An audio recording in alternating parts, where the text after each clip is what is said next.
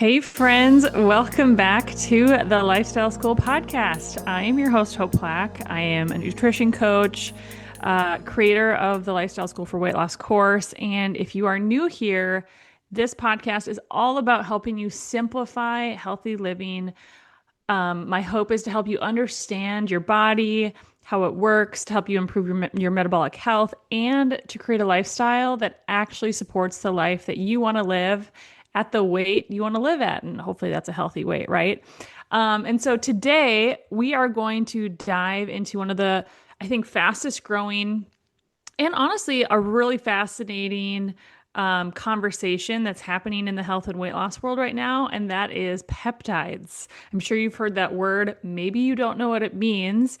It's like something that I feel like has been talked about more and more and more over the last year to 2 years. And if you spent any amount of time online recently, you've probably noticed that peptides are suddenly everywhere.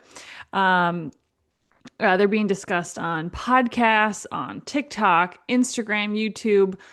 They're on wellness blogs, anti-aging clinics, in telehealth ads, fitness communities, and bodybuilding forums. And what's interesting is that the conversation has evolved incredibly fast from my perspective. Granted, I was pregnant for almost a year, and I feel like when I'm pregnant, I usually step away from stuff like that a little bit. And I heard this conversation really starting before I was pregnant, but I feel like it's just accelerated. Oop, uh, something was beeping in the room I'm recording. Everything's fine here. Um, but I want to just like point out that not long ago, like 5 years ago, I think most people had never heard the word peptide before. And then GLP-1 medications exploded into the mainstream conversation, and suddenly millions of people became familiar with injectable medications for appetite suppression and weight loss. But now the conversation has moved far beyond GLP-1s. And to be clear, GLP-1s are peptides, just in case you weren't aware of that. But we are now seeing an entire industry emerge around fat loss peptides, growth hormone peptides, anti-aging, recovery, muscle building, cognitive peptides, and optimization stacks of peptides. So all these different types of peptides. That's kind of a hard word to say really fast over and over again. And with that, explosion of this industry comes an entirely new culture around health and weight loss. And I'm not sure if you've noticed that. I know I definitely have. And it's, a culture centered around optimization, hacking our biology, accelerating results, upgrading performance, and then minimizing effort while maximizing output. And in truth, I think this is a really important conversation to have because I don't think most people fully understand what's happening right now in this space. I know it has taken me a hot minute to really grasp it well. And I do also want to say at the top of this episode, I am not an expert in peptides.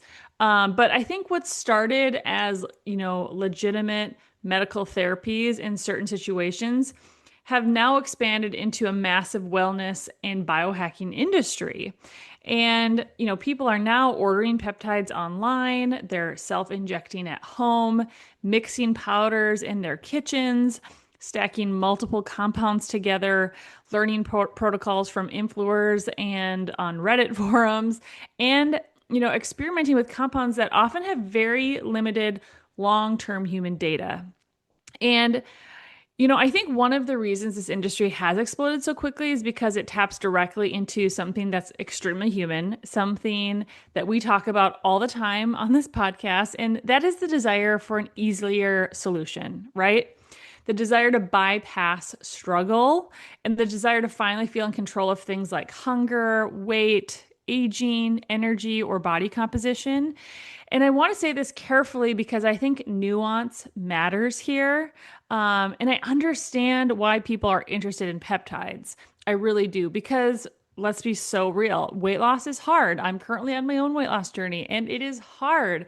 Changing your body is hard. Healing metabolic dysfunction is hard. And changing long-standing behaviors around food is maybe the hardest part of it all, right? And then when people are exhausted, when we're discouraged or desperate, and when we're in the depths of despair around our weight loss journey, or just feeling frustrated, which is inevitable on any weight loss journey, that promise of like a shortcut becomes incredibly appealing, right? Especially when the marketing sounds so convincing, because the messaging around peptides often sounds almost futuristic, if I'm being honest. The claims are somewhat wild sometimes online, but we have claims of improved fat burning, of effortless appetite control, of anti-aging, increased metabolism, faster healing, improved cognition, things like enhanced recovery, better body composition. And then you combine those promises with like before and after photos, influencers giving their testimonials, and then just like in general, aggressive online marketing. And it can start to feel like peptides are the answer to modern medicine. And, it's everything we've always been waiting for. But I would just like to remind you that throughout history, we have seen this pattern before, right? Every generation has it, that miracle weight loss pill, the revolutionary fat burner, the metabolism hack, that quote science-backed shortcut.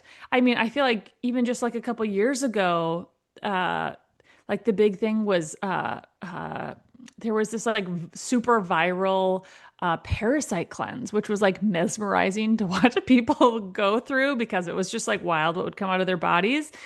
Not that like I don't think these people were like saying all these different things were what do you call it, parasites, which I don't know that they all were, right? We need some testing to confirm that. But like this is like the age that we live in with viral things online.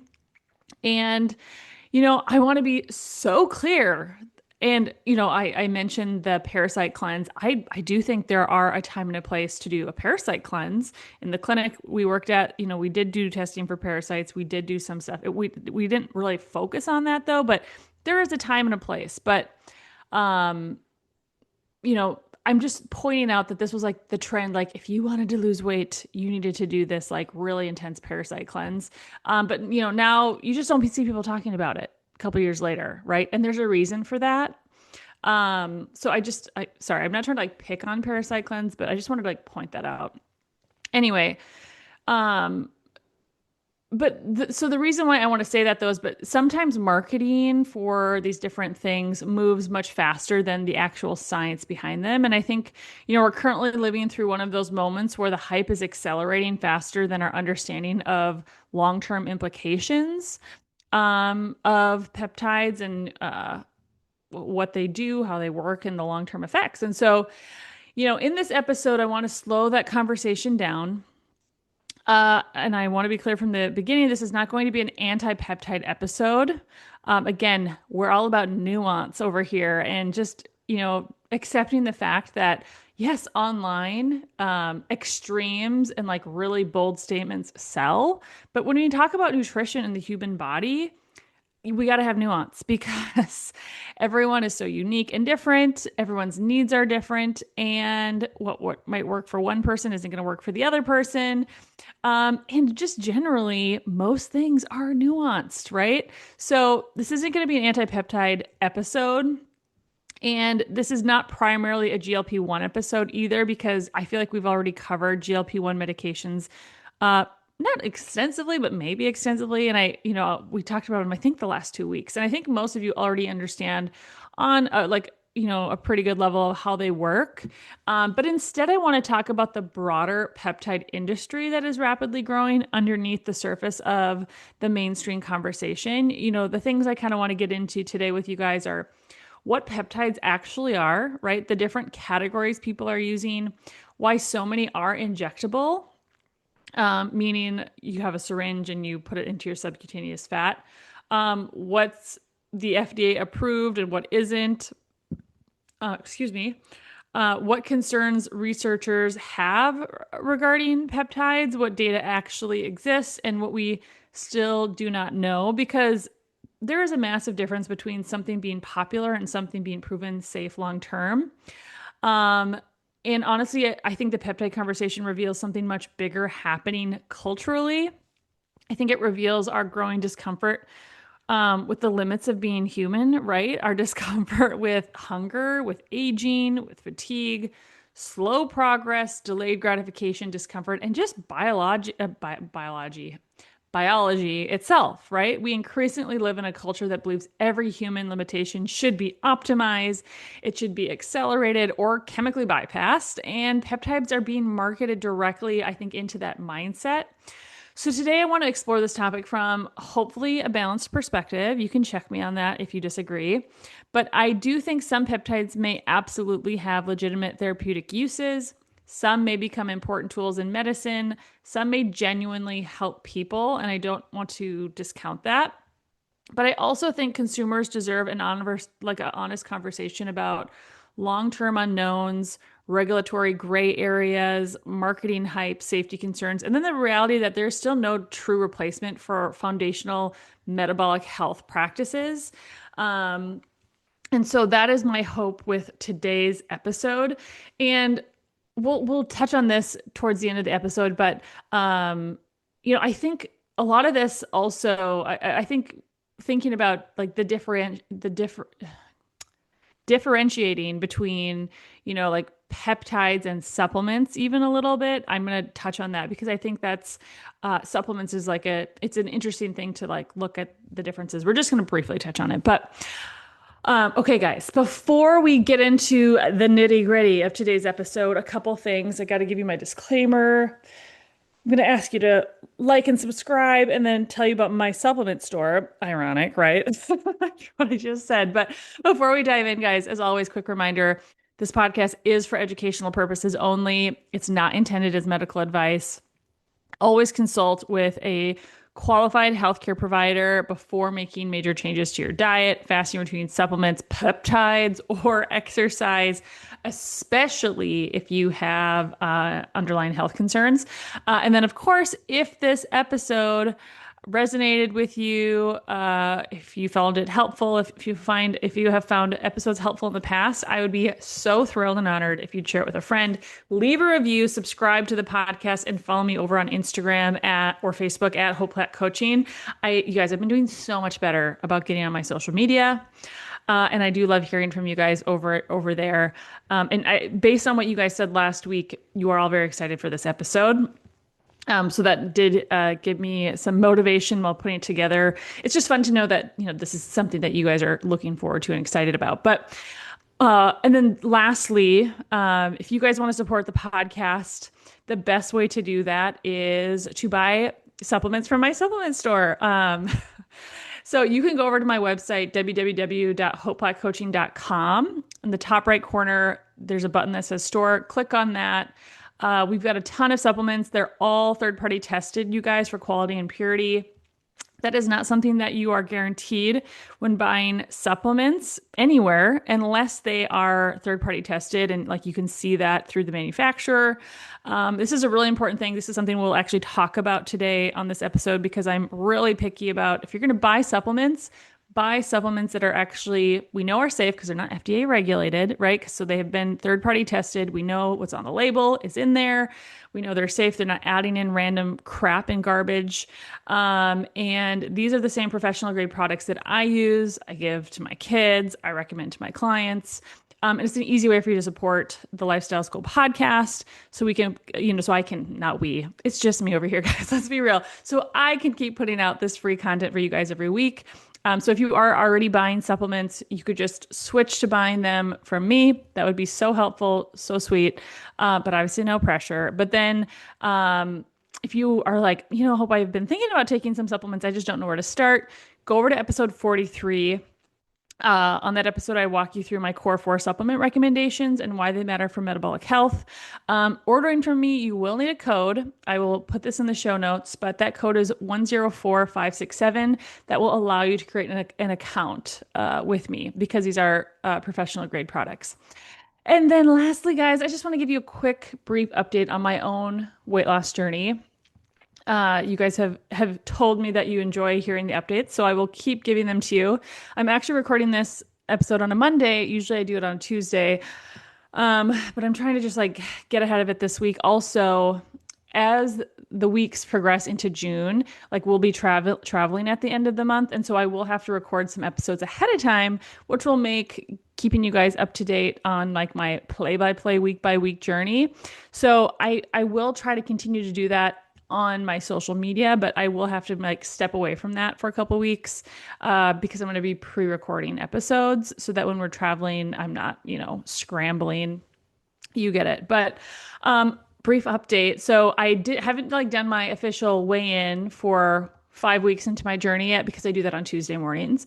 Last week, I gained 3 pounds in 3 days. I think I told you guys about that, where I just felt like I was burnt out. I needed to take a couple days off, like focus on rest recovery.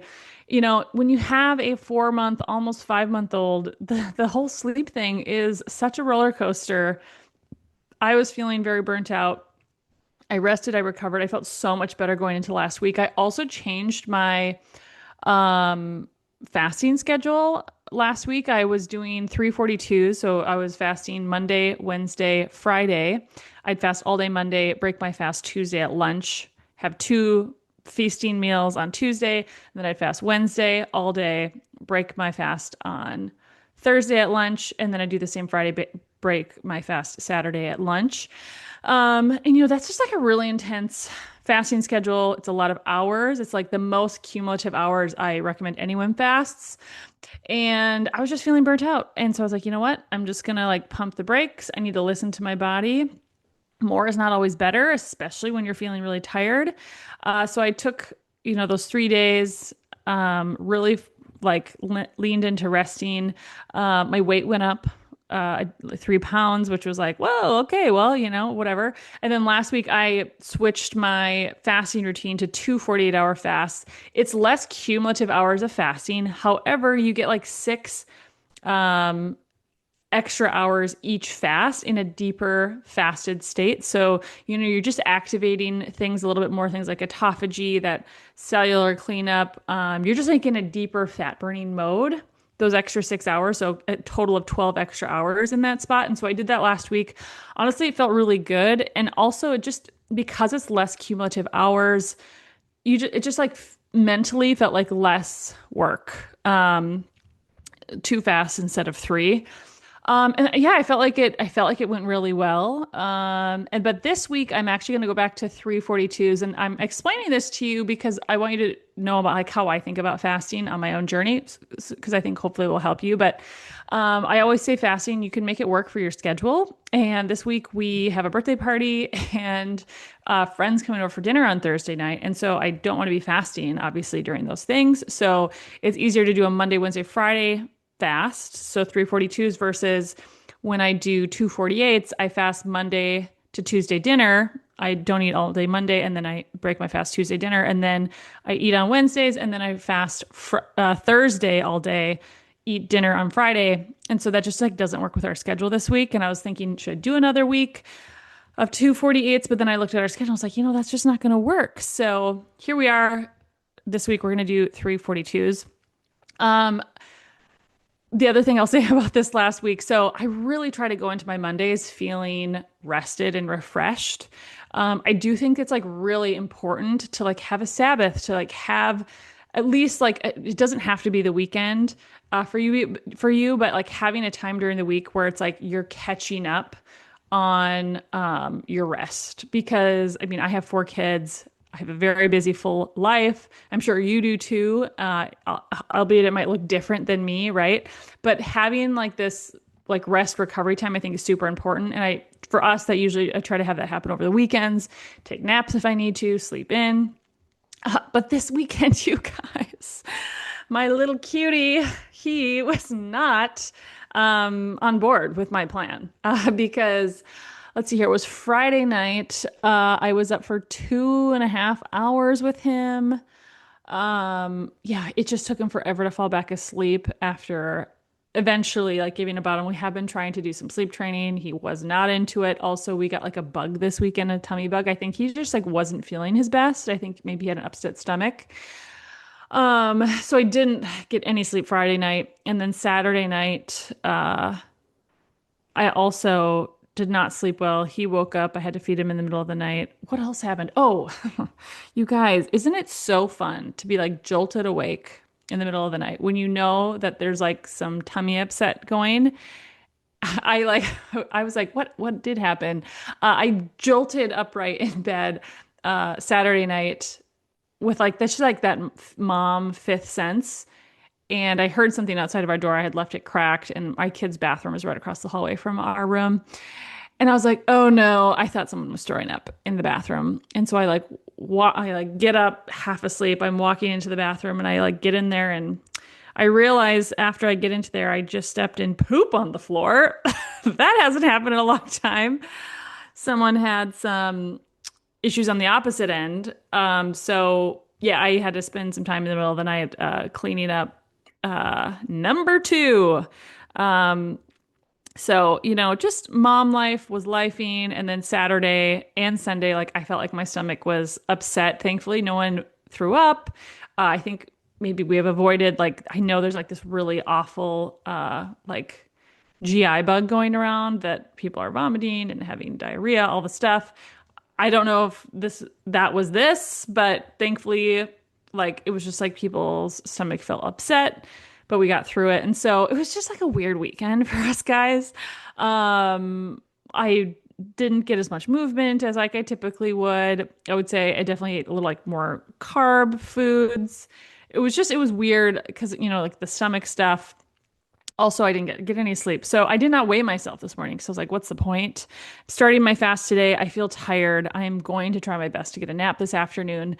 But yeah, it's just life, right? And through all of these like ups and downs, and things not necessarily going perfectly or my way, right? I would love to just have like the most fast journey and lose all this weight and just absolutely kill it. But what I have been reminding myself this past week, and I wanted to share with you guys, is that no matter like what the scale says, getting to the gym, lifting the weights, showing up for my fasts, doing them to the best of my ability, choosing to eat real whole foods as much as I can, foods that I know are going to love me back. And then like getting the sleep, managing the stress, all of those things. If I just keep showing up and doing those things for myself and keeping those commitments to myself, the results are going to come. Even if I don't see results on the scale, like that day, that week, even like that month, there's things deep in my physiology that are changing. There's things deep in my psyche that are changing as I continue to show up for myself and do those things. And like they are not null just because the scale didn't drop like 1 pound. And that is, what I'm just continuously reminding myself this week because I feel like, I'm 5 weeks into this weight loss journey. This is like, and I think I said this last week, this is like where, the reality of it really sets in and like it's like we're to the hard part, right? We're to the like, we got to get down to business part, and that's okay. And so we got to keep showing up to the best of our ability, doing the things that we know are ultimately going to get us to the weight and the health we want to be at. And that's what I'm telling myself. So anyway, guys, I feel like this has been a long intro, a long update. So let's get into today's episode. I'm really excited about it. So you guys, what are peptides? Like, what are they? I think this is a valid question because I feel like it can be really confusing sometimes based on messaging online. So, a peptide is simply a short chain of amino acids. Amino acids, again, hopefully you know this if you've been listening for a while, but amino acids are the building blocks of protein, right? Your body naturally makes peptides all day long, actually. In fact, many important hormones and signaling molecules in your body are actually peptides, right? So things like insulin, glucagon, GLP-1, growth hormone, these are all naturally occurring peptides. And so peptides themselves are not inherently strange or dangerous. They are part of normal human physiology. And I think the easiest way to think about peptides is that peptides are basically messengers. They are communication signals and they tell the body to do something. They may signal things like hunger, fullness, healing, recovery, muscle growth, hormone release, inflammation control, blood sugar regulation. So when people take peptides therapeutically, the goal is to simply amplify or mimic one of those signals. Um, so I think of peptides more along the lines of medication than I do supplements for this reason, right? And this is, I think, important to understand because many people think peptides are one specific thing, but the peptide world is actually enormous, and there are peptides marketed for things like fat loss, muscle growth, anti-aging, cognition, healing, recovery, sleep, athletic performance, sexual health, and so on, which is why this industry has exploded so quickly, right? Because it taps directly into the modern obsession with optimization. Everyone wants to have more energy, be less hungry, faster recovery, make it easier to lose fat. They want to have better performance, younger skin, more muscle, improved focus. And peptides are increasingly being marketed as the answer to all of that, right? So now let's talk about the actual peptides people are using in these spaces. I need to just pause and take a sip of my coffee, guys. Oh, coffee is so good. One of the biggest categories is something called growth hormone. I'm struggling to speak. Probably it's the lack of sleep. I was up again last night. I would say one of the biggest categories is probably something called growth hormone. Uh, uh, I'm gonna butcher this word. Um, you know, I'm not even gonna try to say it. I'm gonna spell it for you because I'm embarrassed of how bad I'm gonna butcher this word. There's a lot of really intense words in this episode, and I'm just gonna be really honest, guys. I struggle to pronounce really big words, and it always brings me back to trying to quiz my husband in medical school on like medications and things for his tests. It was always really funny watching me try to pronounce them, but it's secretagogues. I don't know. I growth hormone secretagogues. That's not how you say it. I'm sure it's spelled secretagogues. Okay. uh, anyways, so but they're have to do with growth hormone. Okay. That's what's important, not how bad I am at pronouncing words. But these compounds are designed to stimulate the body to release more growth hormone. Okay. And some examples of what these are called are ipamorelin, I believe is how you say it. Another one called CJC1295. Another one called sermorelin. And then another one called Tesomorelin. You guys, I did for some of these try to have them like phonetically put by the word so I could do my best to say them right. I hope you appreciate that effort. And so these specific human growth hormone peptides are heavily marketed in things like anti-aging clinics, med spas, wellness clinics, and then within optimization programs. And, you know, personally, I think the claims often sound amazing, right? They promise things like increased fat burning, muscle preservation, improved sleep, anti-aging, better recovery, improved body composition. But here's where I think we need nuance, right? Nuance is the key to this conversation because these compounds absolutely do have physiologic effects. But in wellness culture, there's often, I think, this assumption that if something is, quote, natural, or if it stimulates your own hormones, it must automatically be safe. And that is not necessarily true. Because, human growth signaling is complicated. We know that when we fast, we stimulate human growth hormone with our counter-regulatory hormones, but too much growth hormone signaling or just too much growth signaling in the body is not automatically beneficial. Maybe you can imagine why, right? There can be trade-offs. Some of the potential concerns include things like insulin resistance, water retention, things like joint pain, swelling, carpal tunnel syndromes, and researchers, still do not fully understand the long-term implications of manipulating some of these pathways chronically in otherwise healthy people. Um, you think about growth, like being in a pro-growth state isn't necessarily always good, right? And then there's um the pro or I would say maybe so-called fat loss peptides.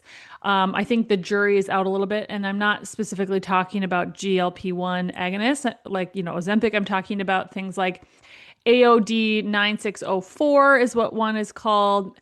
Another one is called HGH fragment 176-191, and there's another one called MOTS-C, like lowercase c. And these are often marketed online as metabolism boosters, fat burners, a peptide that mimics exercise. I don't know that that's possible, right? Or compounds that, quote, unlock stubborn fat. And, if you spend enough time online, you'll see incredibly confident claims surrounding these products. But here's the issue. Unfortunately, many of these compounds have extremely limited human data. Some are based primarily on animal studies, tiny little pilot studies, anecdotal reports, online testimonials, or, even just biohacker forums and what people are saying. And, I think conversations need to be much more, or not conversations. I think first we need to be conversing about it, but I think we as consumers need to really think critically about these things, right? Because the confidence of the marketing often exceeds the confidence of the science and what it actually says. Um, you know, just for instance, last week we talked about osteoporosis on the podcast. We talked about GLP-1s and how, we don't have long-term data on using these GLP-1 agonists chronically. And, the orthopedic big conference came out and they looked at, I think it was over like 75,000 people using long-term or using GLP-1s against a control. So they had, I think, almost 147,000 participants in the study, looking at osteoporosis outcomes, which is bone loss. And they found that, the people on the GLP-1s were at a 30% increased risk of osteoporosis, which is a big deal, right? And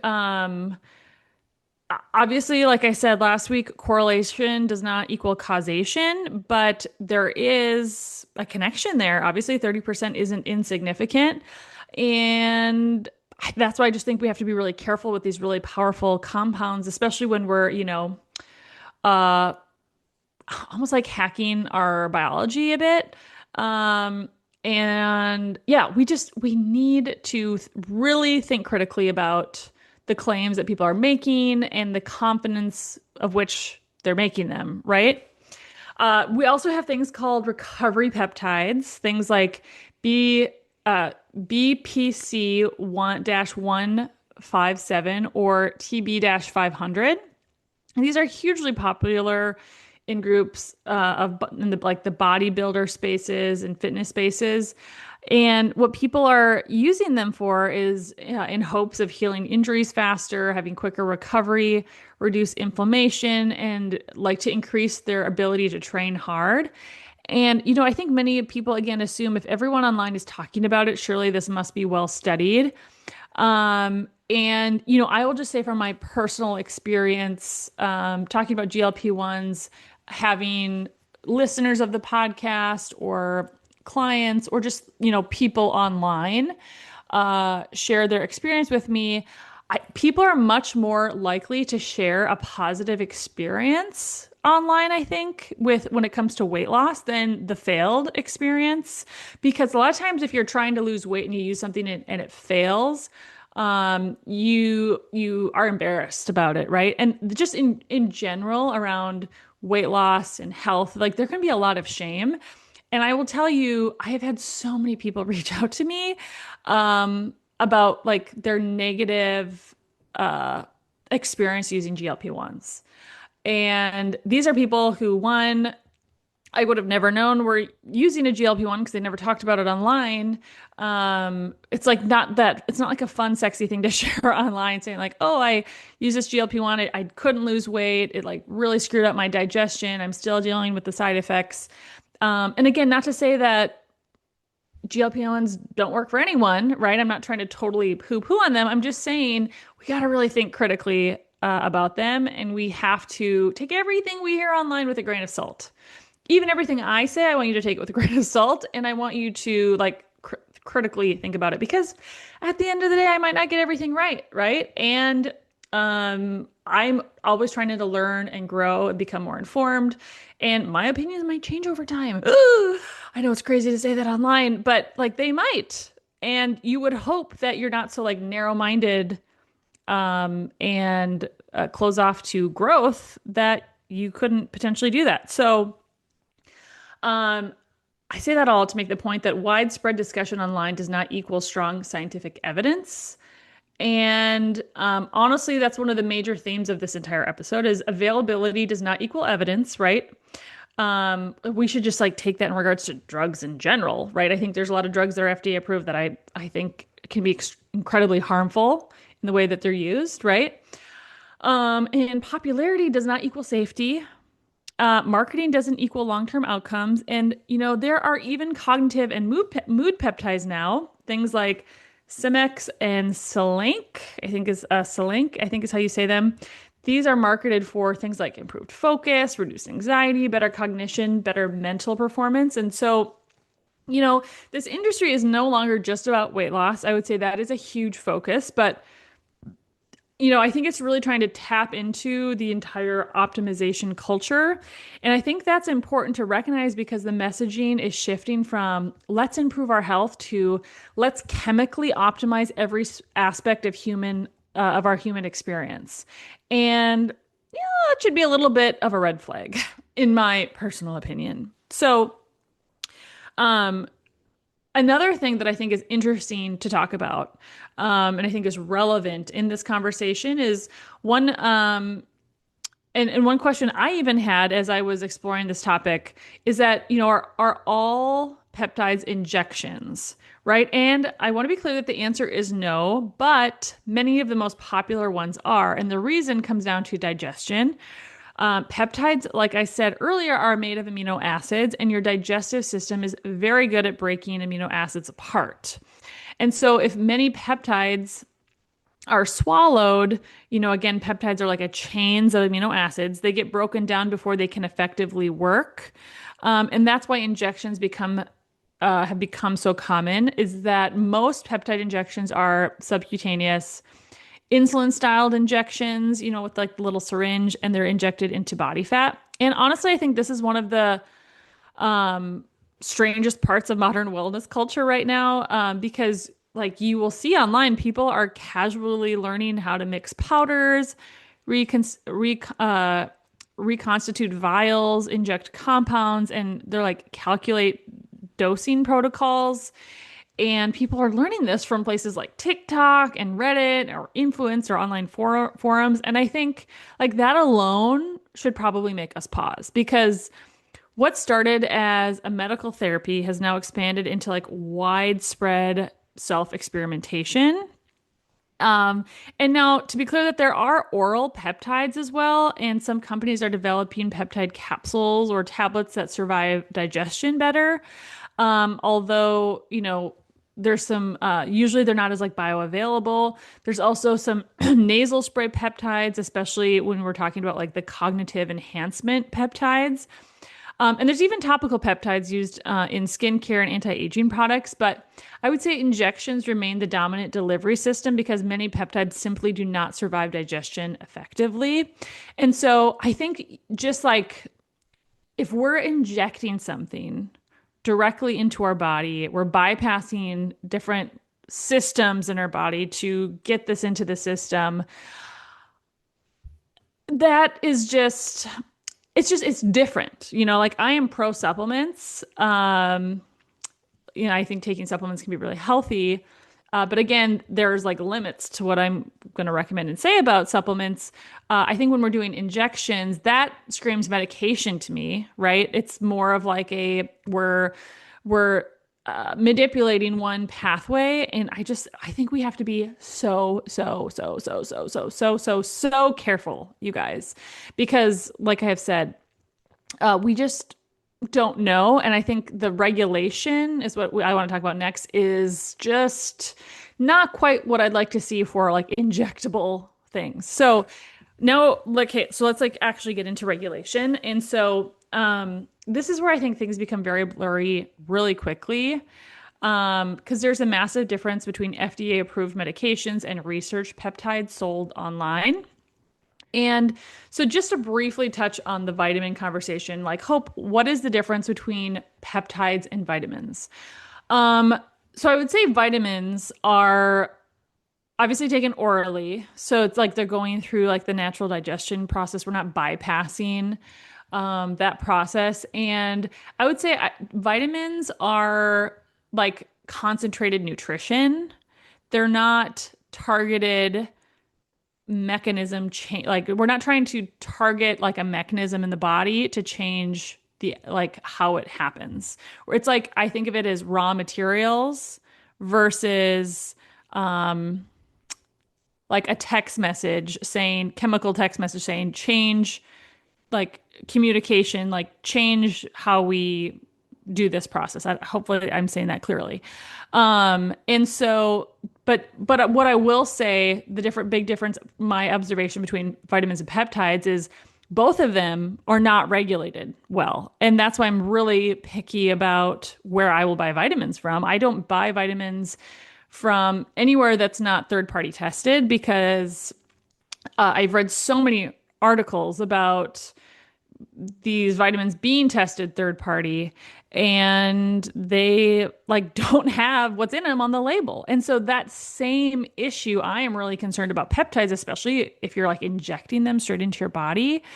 If it's not well regulated, like wow, that's like scary to me because of how you're like because of the delivery.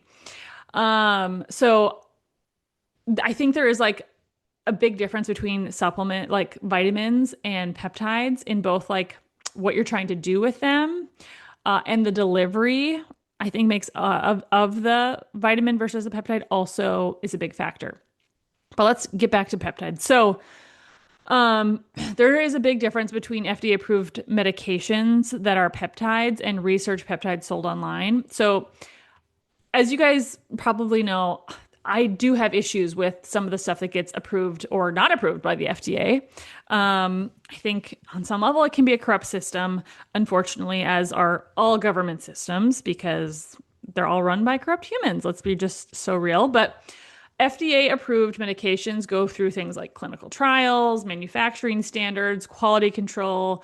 There's physician oversight, at least you hope, with these FDA approved medications and safety monitoring. Okay.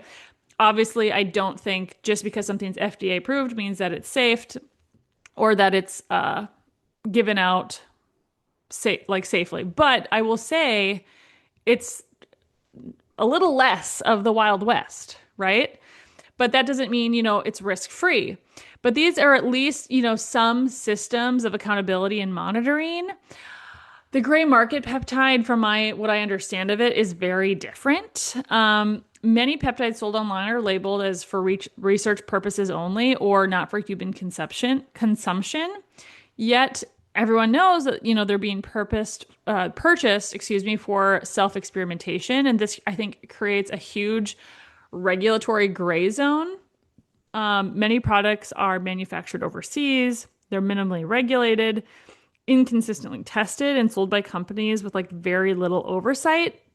And consumers often assume that if I can buy it online, someone must be making sure that it's safe. That assumption is often false. And there have already been concerns raised about things like contamination, incorrect dosing, counterfeit products, and purity problems. These are all also issues within the vitamin industry, which is I'm saying you always got to buy from like a trusted brand, and they need to be third party tested and there are counterfeits out there also. So don't buy them off of Amazon, buy them right from like the trusted source. But when it comes to peptides, there is now growing pressure to expand peptide accessibility even further. And I understand, I understand the thought behind this because I think sometimes, things get too regulated. And then, I think about, I guess I don't know if this is controversial to say now, but I know like when COVID was happening, there was like a lot of physicians saying like take ivermectin um, because it's going to help, with COVID. And then like they were like, no, you absolutely cannot prescribe ivermectin for COVID or you're going to lose your medical license.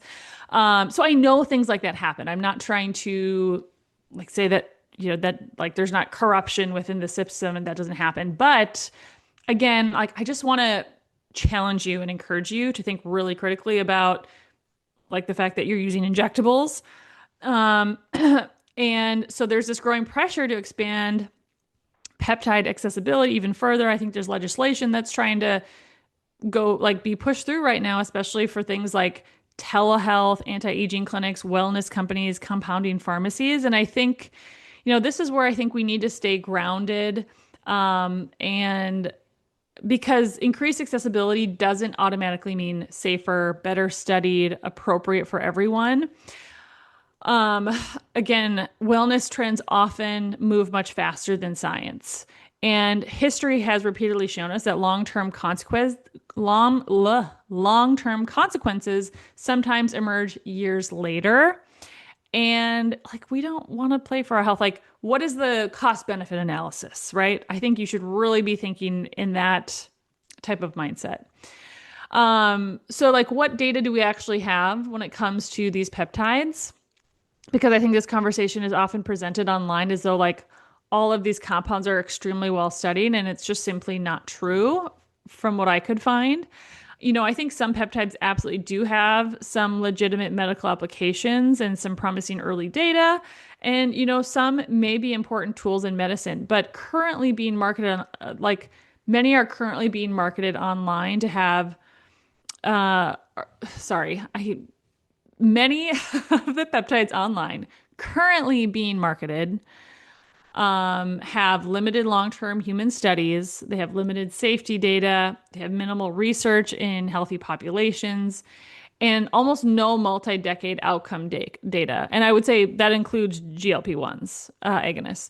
And one thing that, concerns me is that people are now stacking multiple peptides together, meaning like growth hormone peptides, fat loss peptides, recovery, and cognitive peptides all simultaneously because, we're kind of obsessed with optimization. And we have almost no robust long-term data on what happens when healthy people chronically manipulate multiple hormonal and signaling pathways at the same time. And also, I would say this is true for like medications, right? We're essentially watching a massive real-time human experiment unfold, and that doesn't automatically mean catastrophe, but it does mean caution, I think, is reasonable. And, it's because biology is extremely complex. Like humans are so complex. And when we manipulate one pathway, there are often downstream consequences somewhere else. And, that has been true throughout the history of weight loss drugs and just medication in general, right? And so I think the peptide conversation is about something, though, much bigger than peptides. And I want to kind of start wrapping with this. And, I think it exposes our deep cultural desire to escape our biology. Our modern culture desperately wants effortless weight loss. We want to look like we're 20 when we're 60. We want to be totally optimized. We want all the shortcuts. We want a rapid transformation. And peptides are being marketed directly into that desire. And the underlying message is you can outsmart your biology. But let's be real, biology is incredibly complex and hunger exists for a reason.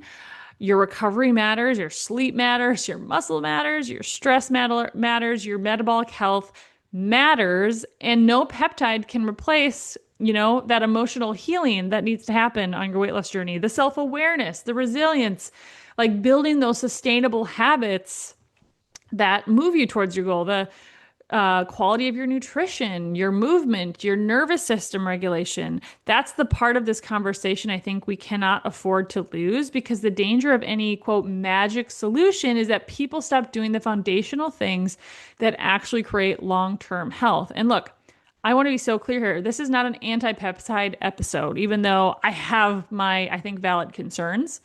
I'm not saying all peptides are dangerous, all peptides are scams, and nobody should ever use them.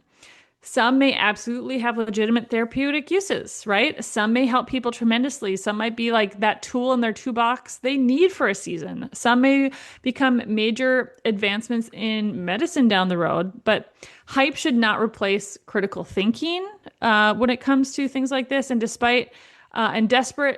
desperation for that end result should never replace informed decision making. And so to wrap this up, guys, the peptide industry is exploding right now. Like, that's just a fact. And I think we're only at the beginning of where this conversation is headed. But when marketing moves faster than science and when marketing moves faster than science, I think consumers need to stay thoughtful and cautious because the history of weight loss is full of products that looked revolutionary in the short term and were incredibly disappointing or even harmful in the long term.